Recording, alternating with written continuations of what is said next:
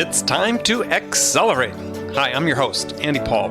Join me as I host conversations with the leading experts in sales, marketing, sales automation, sales process, leadership, management, training, coaching, any resource that I believe to help you accelerate the growth of your sales, your business, and most importantly, you.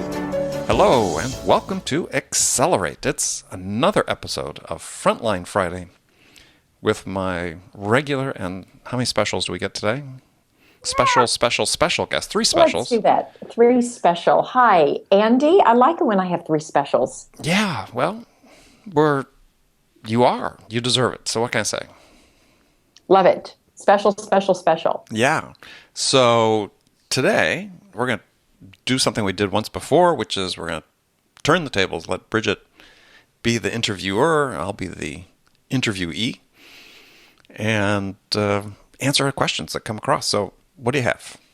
Good. And, I don't know when it's time to take a break, so you still have to be the moderator and interrupt me as I'm asking my questions. And this is my favorite. I love to be able to ask the questions. All right. In no particular order, Andy. Yes. Sounds ominous, but go ahead.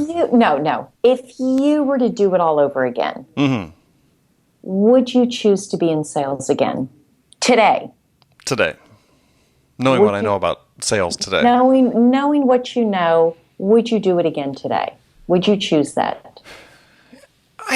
Very possibly. I mean, it's hard to say because, gosh, I was a history major. What else was I going to do? And when I came out of school, and those are sort of the options what I looked at, because I didn't really want to go to law school. I didn't want to go to business school. I mean, all those things. So,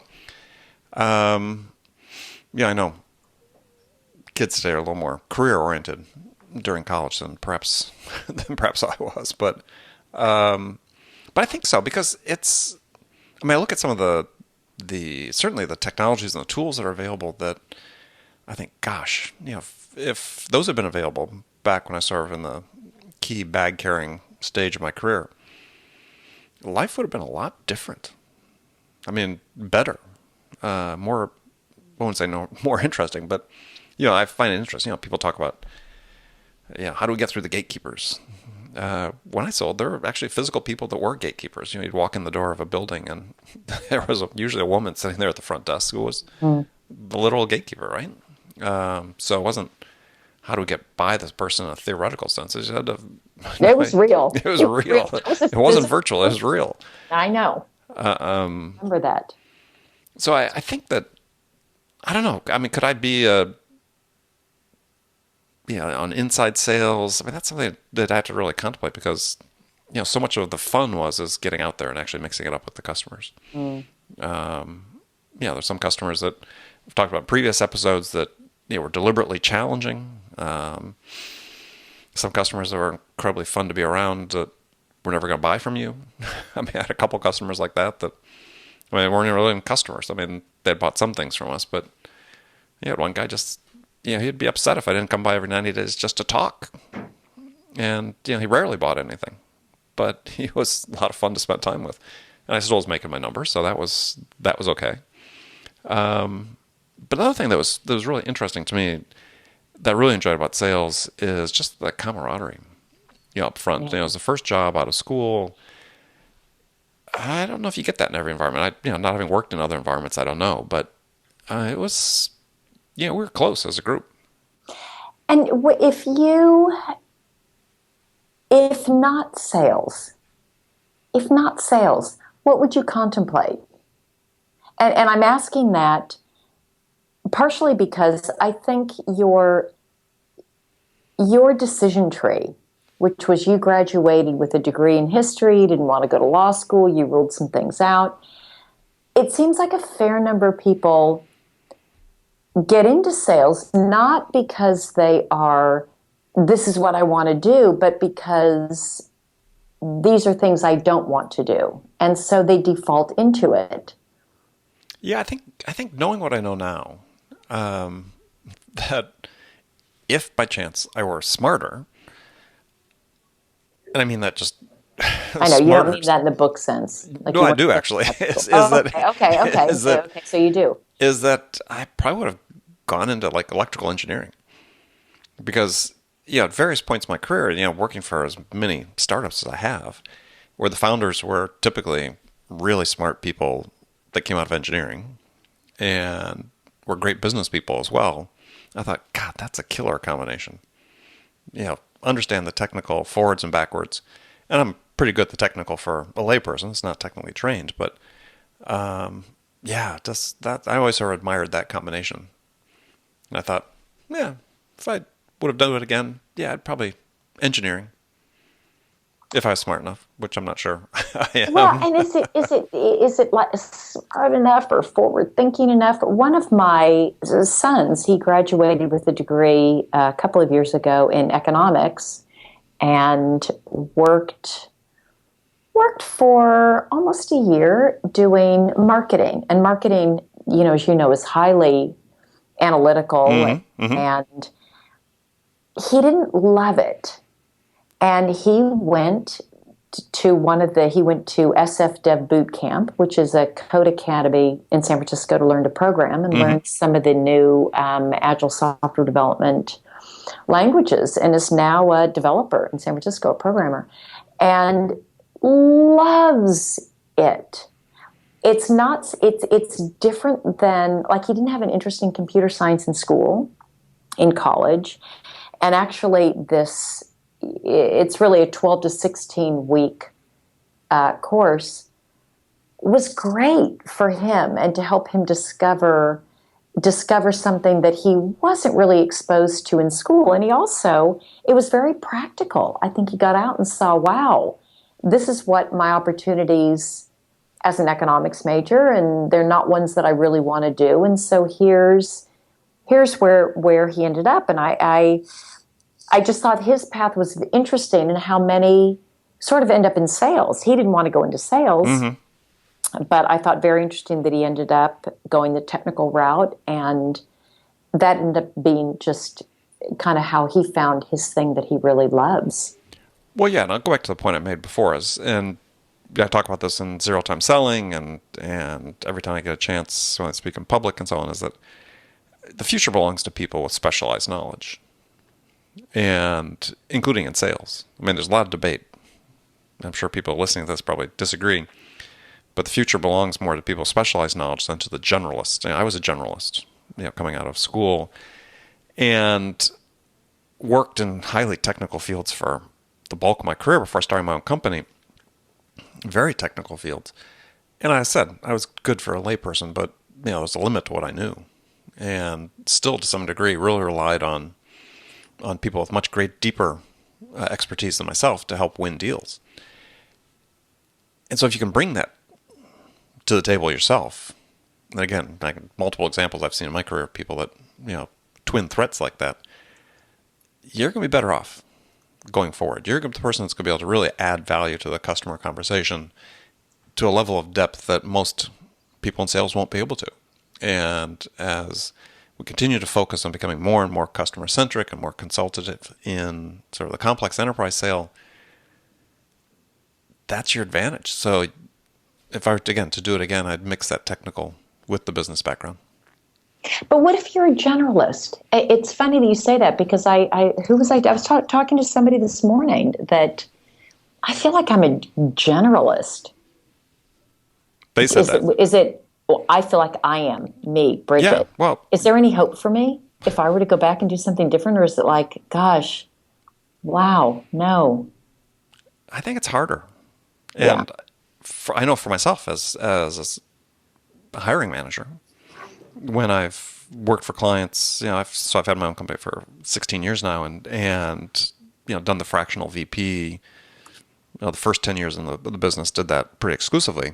Hired a lot of people.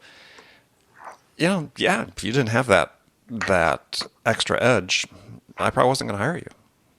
I know people, as I see discussions online, raging arguments about this, and people think that people with a technical background, they're not, they don't have the people skills to be a salesperson.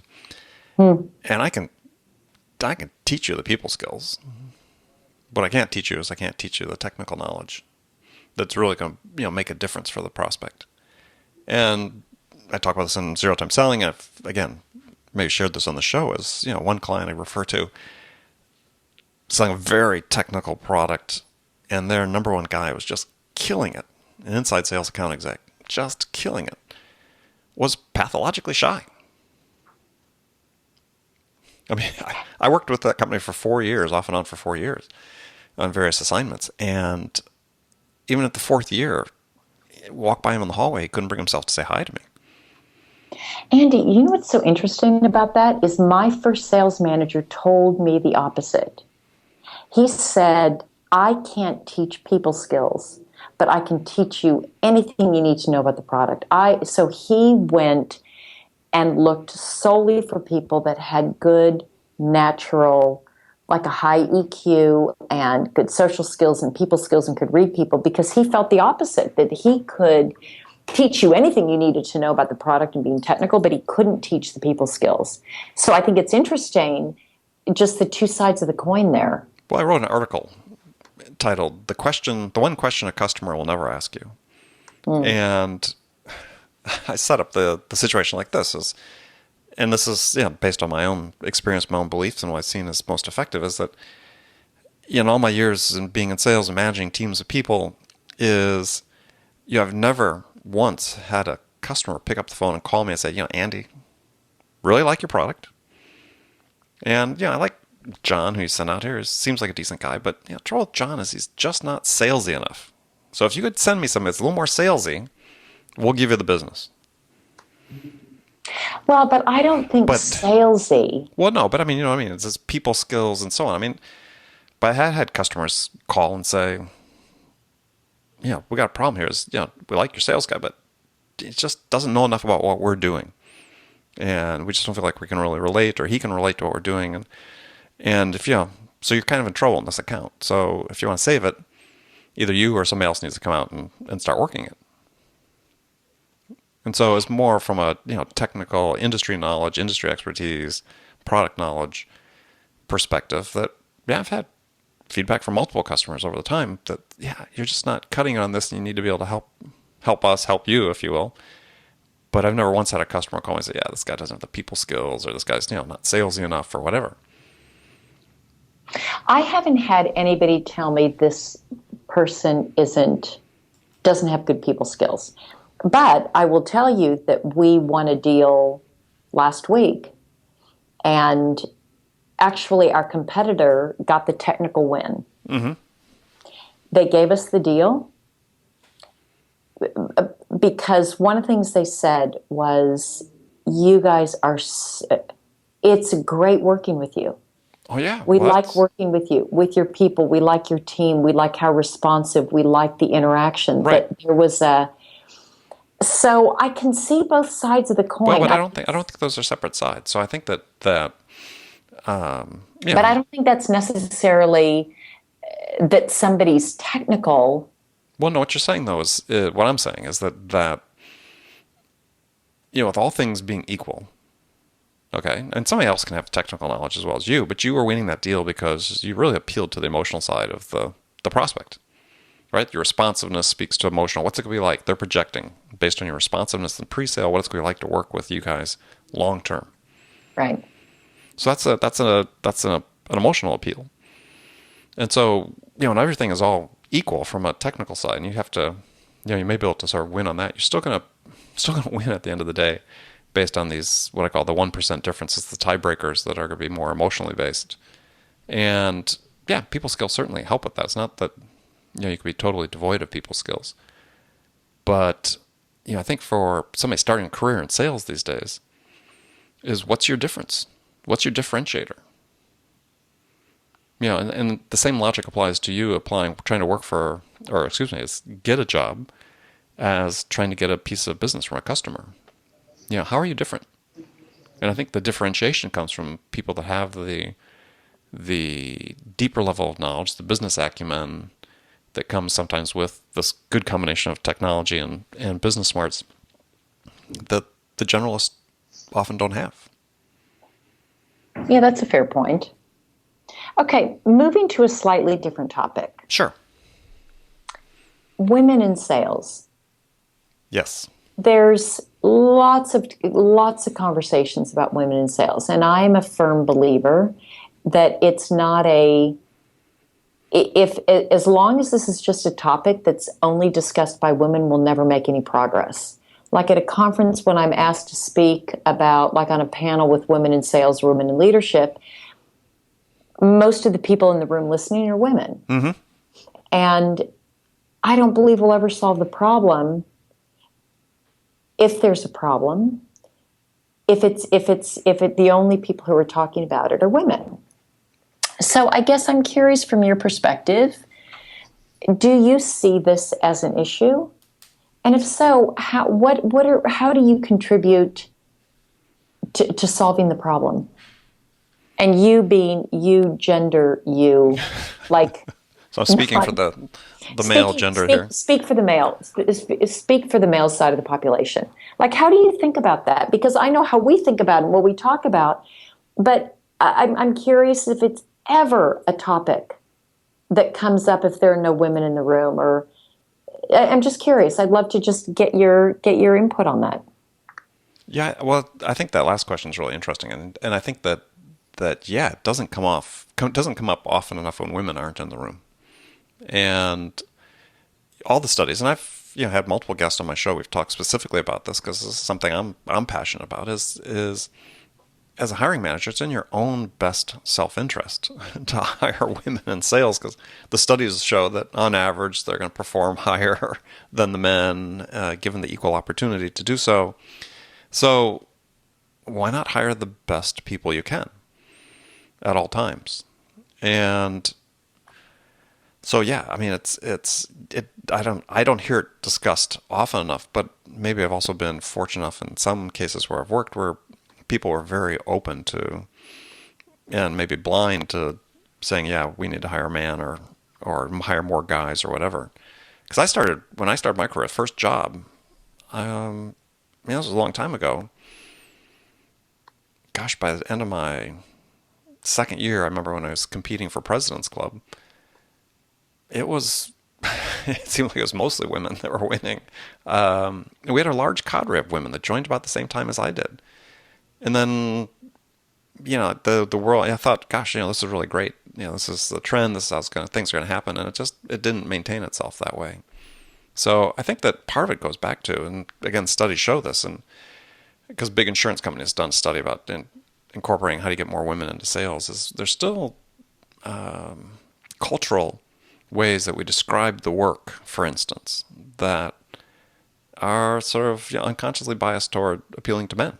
We talk about being aggressive, being a hunter, being da-da-da-da-da. These are not qualities that, according to studies, that women naturally self-identify with.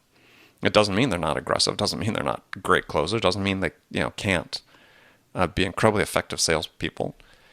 But when they see the job opportunities out there, they're saying, gosh, well, if this is what the job entails, that's not really me personally. Yeah, and I mean, it is true that we join tribes. We want to be part of tribes, so we have to be able to self-identify. And I made the comment at SumoLogic, when you start, you get a big old Nerf gun, like a real. Mm-hmm. Mm-hmm. And we've got some big bazookas or whatever you call them. You get big Nerf guns. And I said, I had a new manager start, and I stuck a big old Nerf gun on her desk. And I said, and I looked around the sales floor, and it's predominantly men. And when I say predominantly, I mean, aside from the SDR team, 100%. Mm-hmm. Despite effort to try to keep women engaged.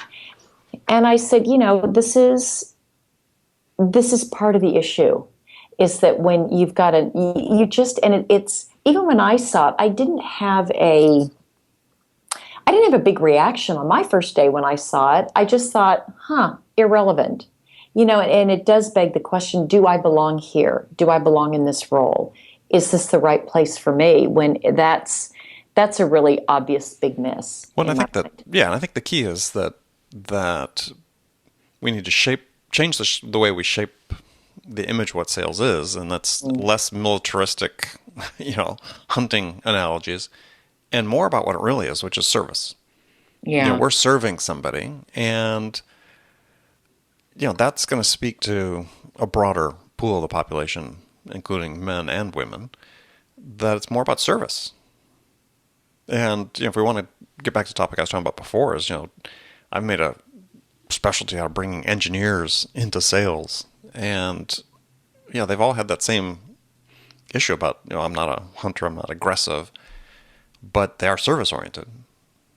And if you position the job as a service job, then I think you start getting more people into the profession, women specifically, because that's something they can self-identify with more. It doesn't mean they're not aggressive, doesn't mean they're not, but it's just, that first impression about the first perception of what that job entails. We had this conversation at our exec staff last week about this war room we put together. We put together a war room to go particularly after, a specific competitor, and people are creating materials, and there's Slack channels called Kill XYZ Competitor, and the CEO said, "Hey, listen, I don't want us to have shoot the enemy, kill the competitor," and I said, "Well, it's a war room. You're calling it a war room, but then you don't want the analogies that are associated with it. Why do we call it something different? Let's not call it a war room. Let's call it the win room." But to your point, that's not what's going to get me charged or motivated. And believe me, I am as competitive as the next one. I am very ambitious. I am goal oriented, and I'm so used to it that I guess I don't have as big a reaction to it as maybe people that are just coming into the role. Yeah, well, we need to get the 23-year-old women into the profession, those coming out of school, and make a career out of it. Right, and as long as we continue with these analogies, the way we describe it, and as you said, it's going to be a slow road to get there. And what I've observed, and it's also validated with lots and lots of data, is even when you do get women that start in it, they peter out the further you go up the ladder. And it's not that they're not cutting it. They're just making a decision. Don't want to do this. Don't want to do this. And like you said, they're the most successful. They can be very successful at it, but they're opting out. Well, I think again, part of that is the atmosphere that's created around it.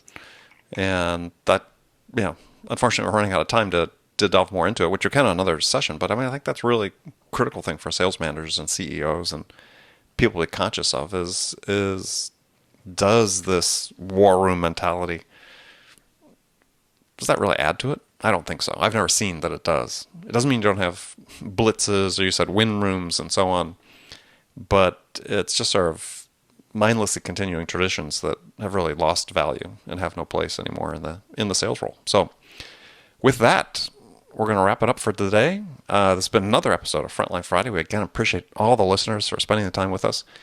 And of course, my very, very special guest, Bridget, for spending time with me as well and asking the questions. Always a pleasure, Andy, and I look forward to next Friday. We will talk to you then. Wonderful. All right. Have a good day, everybody. Thanks for listening to the show. If you like what you heard and want to make sure you don't miss any upcoming episodes, please subscribe to this podcast on iTunes or Stitcher.com. For more information about today's guest, visit my website at andypaul.com.